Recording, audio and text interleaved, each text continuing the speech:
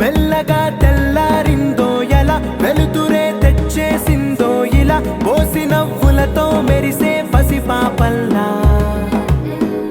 చేదతో బావులలో గలగల చెరువులో బాతుల ఈతల కళ చేదుగా ఉన్న వేపను నమిలే వేళ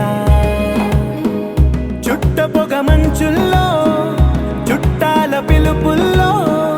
మాటలే కలిపేస్తూ మనసారా మమతల్ని పండించి అందించు హృదయం